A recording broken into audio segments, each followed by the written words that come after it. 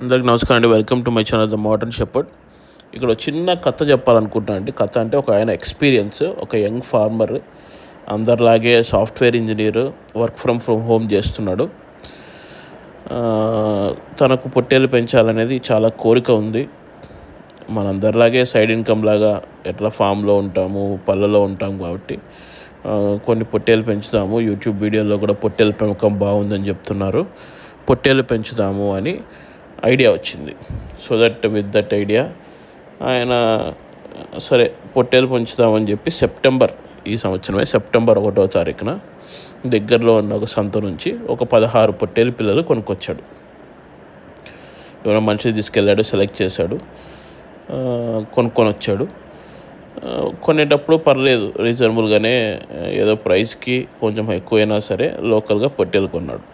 But ఈయనకి ఏం idea లేదు. అంటే పొట్టేలు మామూలుగా పల్లెల్లో చూస్తుంటాం కదా, మనం కూడా పెంచుదామని. ఇంట్లో వాళ్ళు కూడా పెద్దగా సపోర్ట్ చేయలేదు. బట్ ఇతను ఒక్కడే కొన్నాడు. ఒక పొలం ఉంది, ఈయనకు మామిడి తోట ఉంది, దాంట్లో ఒక మనిషి కూడా ఉన్నాడు. మనిషి నేను కాపుకొని వస్తానని చెప్పాడు. సరే ఆయన నమ్మి ఒక 16 పిల్లలు తెచ్చాడు. సెప్టెంబర్ 1వ తారీఖు కొన్నాడు. ఈరోజు డిసెంబర్ 29వ తేదీ డేట్. అలా పెంచడం స్టార్ట్ చేశాడు. వాటికి ఏం చేయలేదు, అంటే లైక్ ఏం డివార్మింగ్ కానీ, లేకపోతే వ్యాక్సిన్స్ కానీ, వాటికి ఏం సప్లిమెంట్స్ కానీ, దానా పెట్టడం కానీ అలా ఏం చేయలేదు.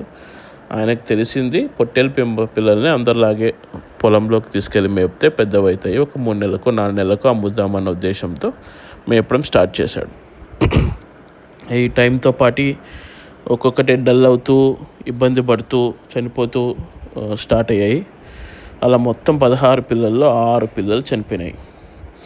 ప్రతిసారి పిల్ల చనిపోతుంది, ఏం చేయాలో అర్థం కావట్లేదు, ఎవరు హెల్ప్ చేయట్లేదు. అలానే టైం గడిచిపోయింది. ఇప్పుడు ఆల్మోస్ట్ 4 నెలలు అయినాయి. 4 నెలలు అయిన తర్వాత ఇప్పుడు పొట్టేలు పిల్లలు చూస్తే, ఇక్కడ నేను ఇమేజ్ పెడుతున్నాను చూడండి. కొన్నప్పుడు ఎలా ఉందో పొట్టేలు పిల్ల ఇప్పుడు కూడా అలానే ఉంది.